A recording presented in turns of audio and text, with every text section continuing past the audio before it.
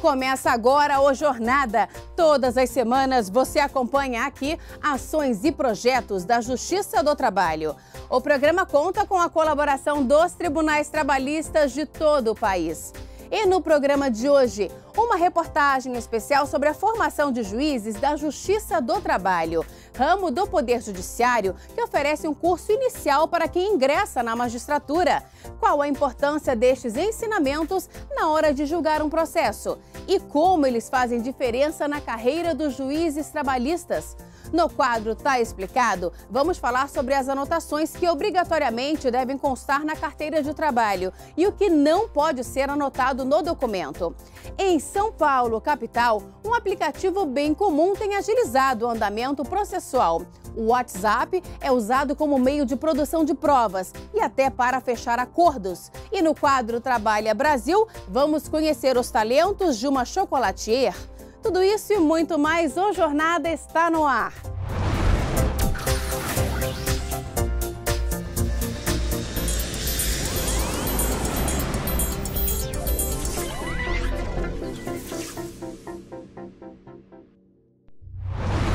O curso de formação inicial da Escola Nacional de Formação e Aperfeiçoamento de Magistrados do Trabalho, a ENAMAT, promove uma qualificação profissional específica para que os juízes possam estar preparados para exercer o cargo após a aprovação em concurso público.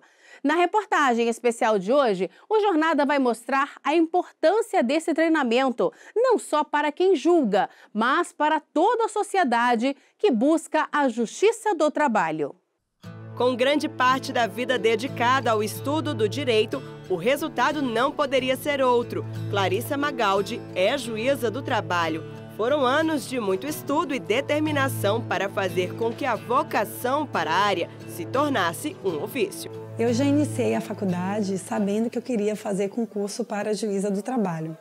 Era um sonho que eu tinha por ter contato na minha família com pessoas da área. E como eu sempre soube que eu queria ser juíza do trabalho, desde o início da faculdade eu estudava e me preparava para concursos de tribunais regionais do trabalho. O caminho para se tornar juiz começa cedo. Isso porque é preciso que se tenha uma formação em direito para que se possa prestar um concurso público para a magistratura. No caso da Justiça do Trabalho, são realizados concursos para juiz do trabalho em todo o Brasil e depois que o aprovado toma posse, um novo magistrado não para de estudar. A primeira etapa da carreira é o curso de formação inicial promovido pela Escola Nacional de Formação e Aperfeiçoamento de Magistrados do Trabalho, a ENAMAT.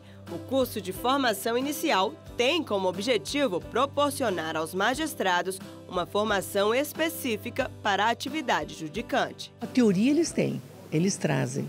Nós aqui vamos exercitar, como se usa muito, os professores da escola francesa dizem quando nos cursos que anualmente eles ministram aqui na ENAMAT, eles têm que savoir-faire, savoir-être, né? O juiz tem que, no curso de formação inicial, se exercitar no ser e estar juiz. Então, esta é a preocupação da escola. O conteúdo não é o mesmo dado na graduação e em cursos de pós-graduação.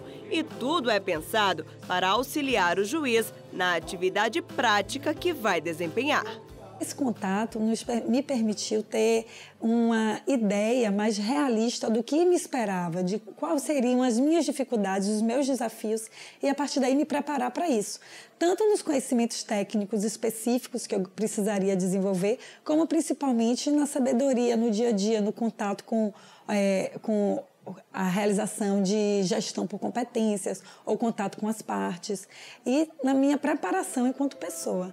O curso é dividido em 2 módulos, nacional e regional, e é uma das etapas para a aquisição da vitaliciedade no cargo. Com aproximadamente 130 horas-aula, o módulo nacional é realizado pela ENAMAT em Brasília, no Tribunal Superior do Trabalho, e permite que os novos juízes aprendam com as experiências dos magistrados que ministram as aulas.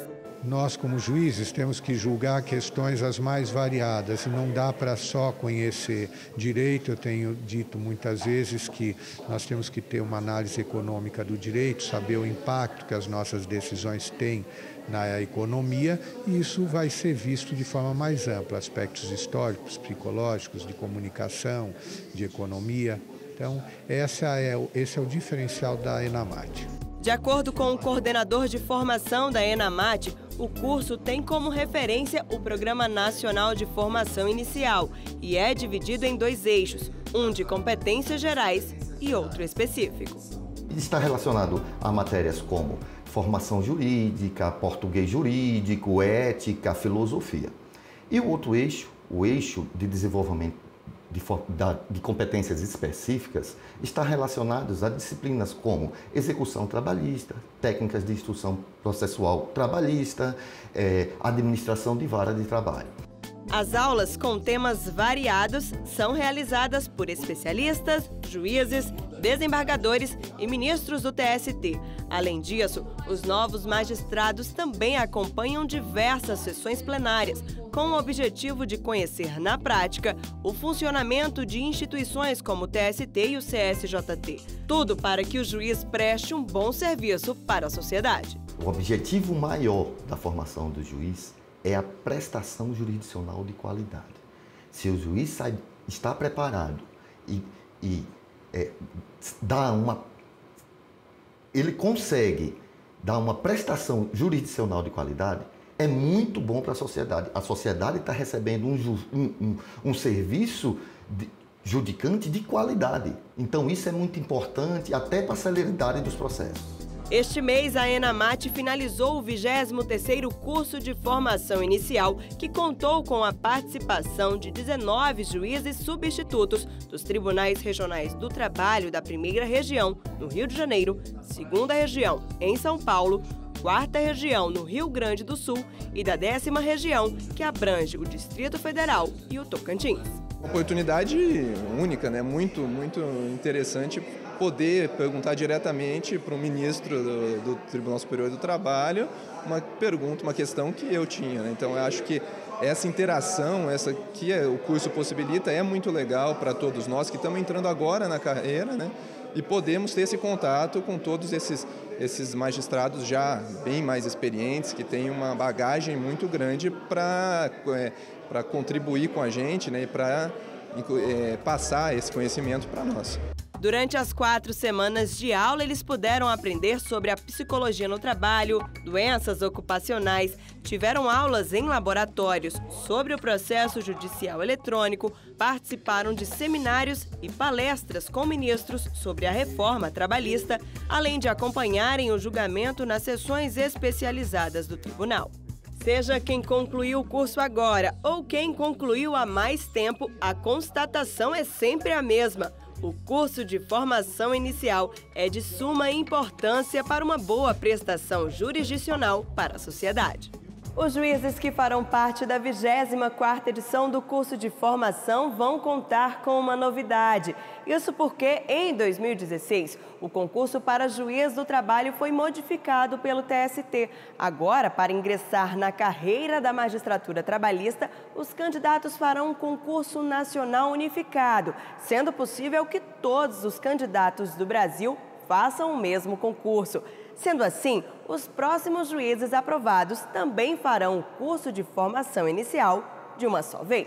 A vantagem é que teremos todos os novos juízes no mesmo curso. Hoje acontece com diferenças, né, na realização de concursos nos regionais, e aqui nós temos juízes que já estão em atividade judicante e outros que ainda não estão em atividade judicante.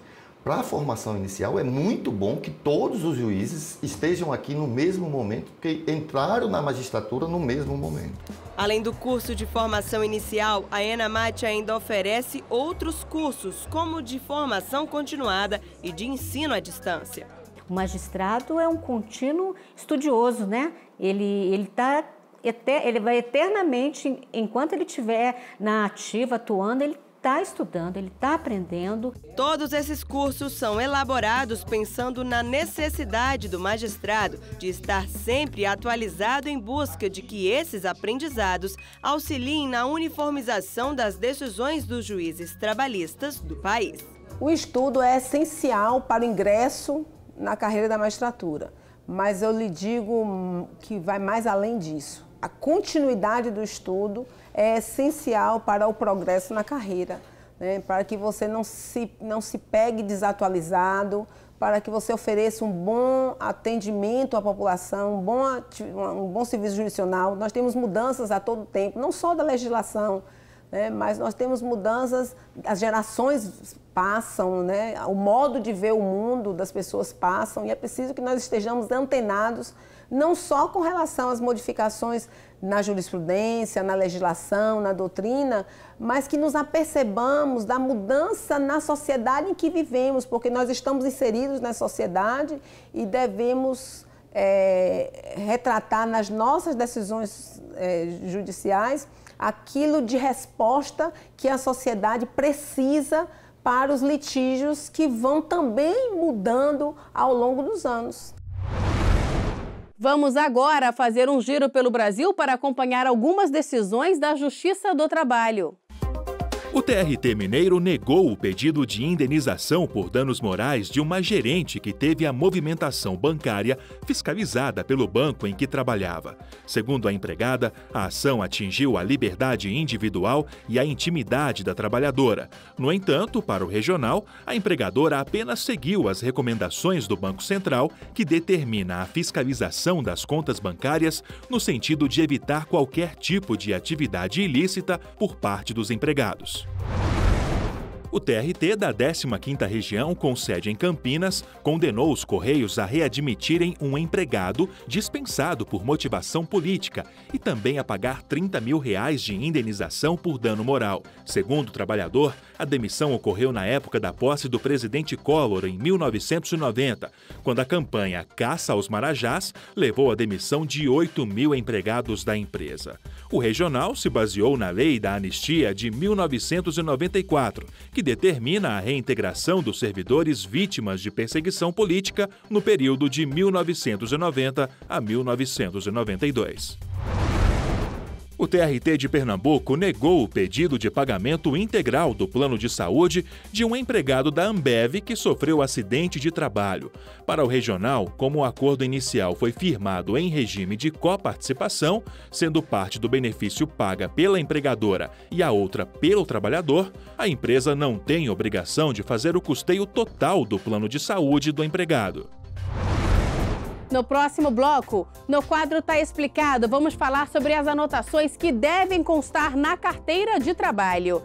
E ainda hoje, um aplicativo bem comum tem agilizado o andamento processual no TRT de São Paulo, o WhatsApp. Nós voltamos em instantes.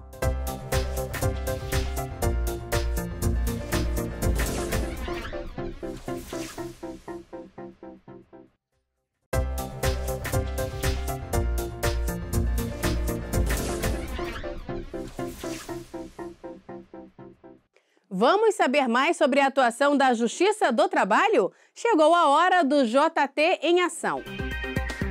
O Conselho Superior da Justiça do Trabalho e o Tribunal Superior do Trabalho realizaram em Brasília o Encontro Nacional dos Secretários e Diretores de Tecnologia da Informação dos TRTs de todo o país. O evento teve como objetivo debater a modernização dos processos, além do compartilhamento de ideias sobre novas tecnologias e a apresentação de cases.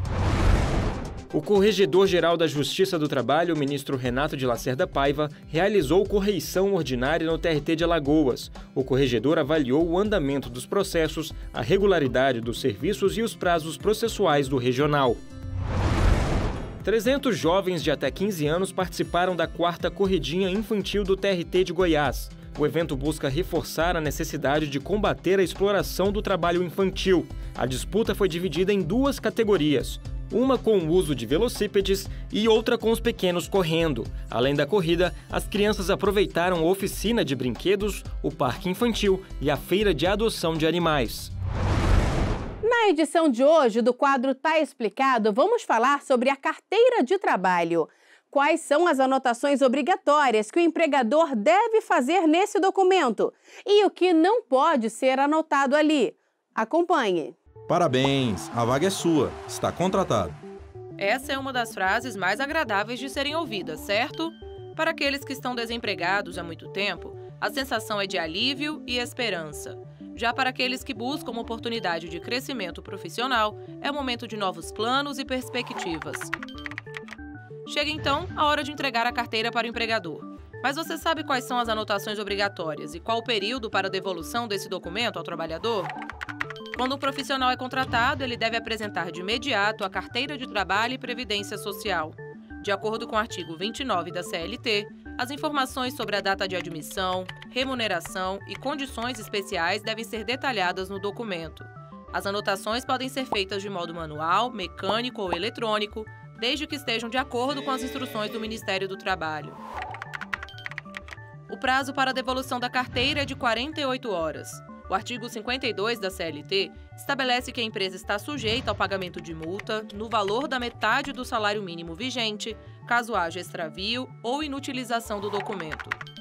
Ainda segundo a legislação, ao longo do período de contrato, outras anotações devem ser feitas. São elas: a data base da categoria a qualquer momento, desde que haja solicitação do trabalhador e para fins de comprovação da previdência social. Quando houver rescisão contratual, as informações referentes ao encerramento do vínculo empregatício também devem constar no documento.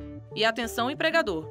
É proibido efetuar qualquer tipo de anotação que possa difamar a conduta do empregado na carteira de trabalho. No próximo bloco, em São Paulo, capital, o WhatsApp é usado como meio de produção de provas e até para fechar acordos. E no quadro Trabalha Brasil, nós vamos conhecer os talentos de uma chocolatier. Nós voltamos daqui a pouco.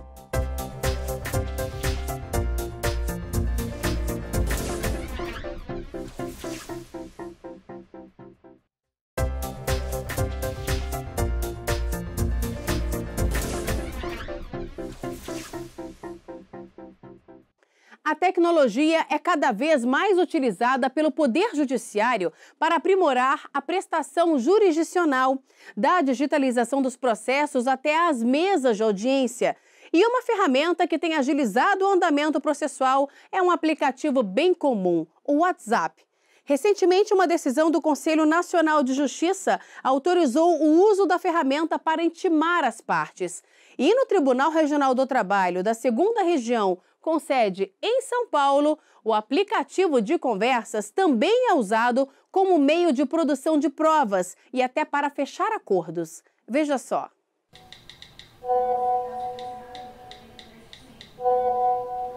O acordo, comemorado no grupo de WhatsApp, foi fechado depois de 3 dias de conversas pelo aplicativo. Eram 4 participantes, os advogados de cada lado, o juiz do trabalho e a assistente do magistrado. O grupo foi criado por sugestão do juiz Vinícius Rezende, logo após a audiência de instrução em São Bernardo do Campo. Eles se reuniram em audiência apenas para homologar o acordo. As partes estavam relativamente próximas de um acordo e, para evitar dispensar as partes e eventualmente não chegar na conciliação, a ideia foi a gente continuar com o contato, continuar conversando, só que por meio de um grupo de WhatsApp. As duas partes acharam que a justiça ficou bem acessível nesse caso, né? O juiz conversando diretamente com eles, etc., foi um ponto positivo aí. E o uso da ferramenta no Tribunal do Trabalho da 2ª Região foi bem mais longe e atravessou o Atlântico. Outro grupo criado, também no WhatsApp, ajudou a fechar um acordo entre um reclamante que estava na África do Sul e o reclamado no Brasil. As partes e os advogados criaram um grupo e em pouco mais de 1 hora saiu o acordo, que foi homologado pelo Centro Judiciário de Solução de Conflitos da Zona Sul, o Sejusc Sul, na capital paulista. O senhor já tinha fechado um acordo tão longe? Não, esse foi realmente o mais distante, né? E ele realmente só foi possível por conta do WhatsApp. A advogada trouxe a notícia de que ele estava interessado em fazer um acordo, mas pela ausência seria, nos moldes tradicionais, seria inviável fazê-lo. Então, o que eu fiz? Suspendi a audiência por 2 horas, sugeri que eles criassem um grupo de WhatsApp para tentar fechar o acordo. Para acompanhar as plataformas digitais, a Justiça do Trabalho tem usado o aplicativo de troca de mensagens ainda como um meio de produção de provas. Podem ser textos, áudios, fotos ou vídeos que são juntados aos autos e ajudam no processo. A juíza Laura Benda já julgou casos no TRT da 2ª Região em que havia provas retiradas do WhatsApp. A maior parte delas são conversas por escrito. Aí, normalmente, eles tiram print das telas e juntam os prints ao longo das petições. Mas há casos de áudios também. Vídeos eu ainda não julguei por WhatsApp, só vídeos gravados aí por celular, esse tipo de coisa. O uso dessa tecnologia do WhatsApp já pode facilitar também outro ato processual, as intimações das partes. A decisão é do CNJ, o Conselho Nacional de Justiça. Mas o uso do aplicativo não é obrigatório. As partes precisam concordar com esse procedimento, ou seja, a adesão é voluntária, assim como nas tentativas de acordo pelo WhatsApp. Eu acho ótimo porque é mais célere, mais barato e, por vezes, as partes também se sentem mais próximas do Poder Judiciário. A inspiração veio da avó e o talento falou mais forte. Eu estou falando de uma chocolatier que deixou a profissão de advogada para se dedicar à culinária. Em uma cozinha artesanal, ela prepara tortas, brownies e outras delícias. É o que você confere no quadro Trabalha Brasil de hoje.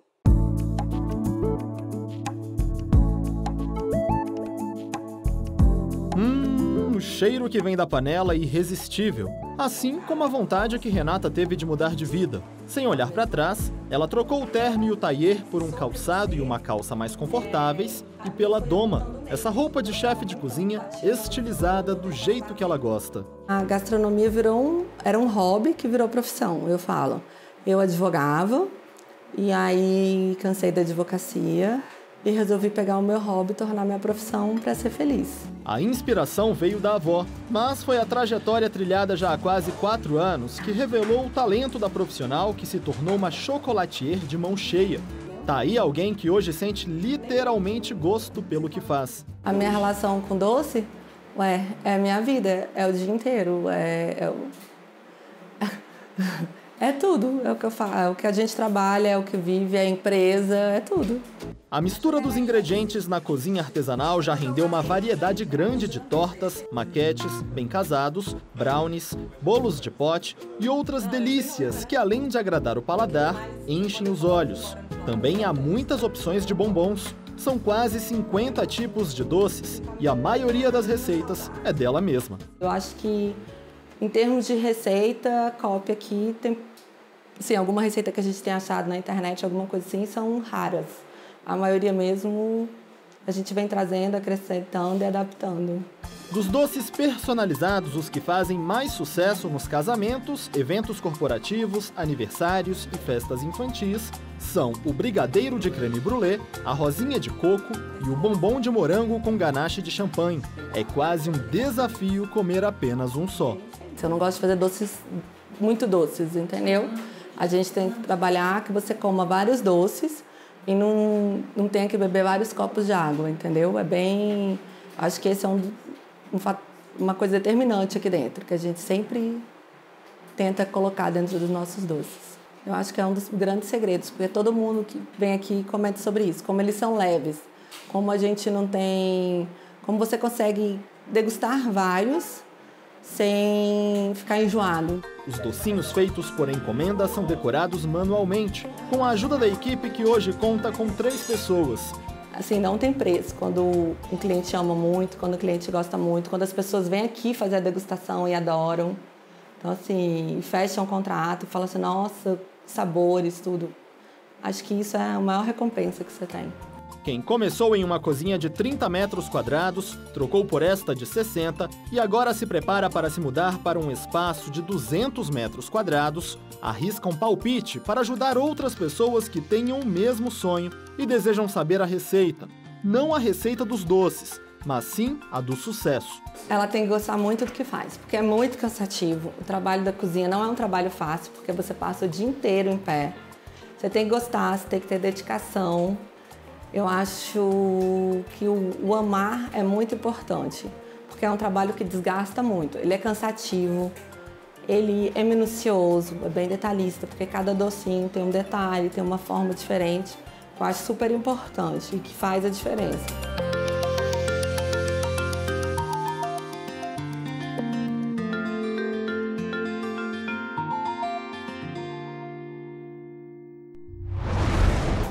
por hoje é só. Esta edição do Jornada termina aqui.